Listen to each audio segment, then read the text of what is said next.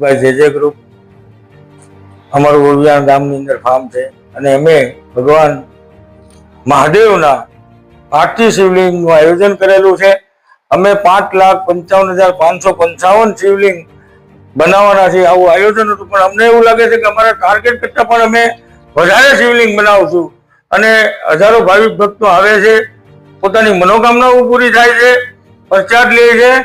અને અમને એવો વિચાર આવ્યો આખા ગ્રુપને કે ભાઈ ભગવાન રામચંદ્રજી જ્યારે માતા સીતાની શોધમાં હતા અને જ્યારે રાવણ સામે યુદ્ધ કરવાનું થયું ત્યારે ભગવાન રામચંદ્રજીએ ચેતબિંદુ રામેશ્વરની સ્થાપના પાર્થિવ શિવલિંગ બનાવી અને કરી હતી. અને ભગવાન અને બધા જે ભગવાનના સાથે હનુમાનજી મહારાજ હતા, સુગ્રીવ હતા, વાલી હતા, બધાની મનોકામના પાર્થિવ શિવલિંગથી સંપૂર્ણ થઈ છે.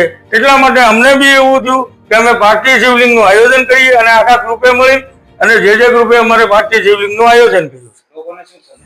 લોકોને સંદેશો કે આપણી લાઈફ ટાઈમ 70 વર્ષની છે અને આમાં આપણે એટલા બધા વ્યસ્ત થઈ જાય છે કે આપણે ભગવાનના માટે ટાઈમ નથી કાઢી શકતા. તો ભગવાને આપણે 12 મહિનામાં એક એવો મહિનો દીધો છે કે આની અંદર આપણે ભગવાનનું થોડું ઘણું ભજન કરીએ છીએ. એટલે અમે આખા ગ્રુપે નક્કી કર્યું કે આપણે ભગવાનનું આખો મહિનો ભજન કરવું અને ભજન અને ભોજન બે સાથે લોકોને કરાવવું. હતું નમઃ શિવાય. વિપુલ તળાવિયા, પીપી સવાણી ગ્રુપ, સુરત.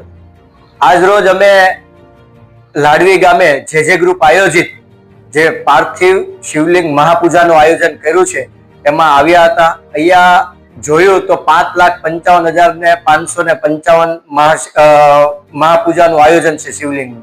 એમાં અંદર પ્રવેશતા જ 12 જ્યોતિર્લિંગના દર્શન થયા, સાથે દરેક વ્યાસપીઠ છે. અને અહીંયા આવતા એવું લાગ્યું કે આજે જ અમારા 4 ધામના દર્શન થઈ ગયા છે. દરેકે દરેક જ્યોતિર્લિંગના પણ દર્શન થઈ ગયા છે. 12 જ્યોતિર્લિંગ જો એક જગ્યાએ હોય, શ્રાવણ માસમાં એક જ જગ્યાએ કોઈને પૂજા પાઠ કરવા મળતું હોય તો આ એક અનોખું આયોજન છે. જે માટે અમે જે ગ્રુપના જયસુખભાઈ તળાવિયાનો હૃદયપૂર્વક આભાર માનીએ છીએ અને સર્વ જનતાને વિનંતી કરીએ છીએ, સમગ્ર ગુજરાત રાજ્યને, કે અહીંયા જેટલો પણ લાહવો લઈ શકાય. આજે 28/7/2025 થી આયોજન શરૂ થયું, 23/8 સુધી આ આયોજન સતત ચાલુ છે. તો આપ પણ આવો અને અહીંયા દર્શન કરો. જય મહાદેવ.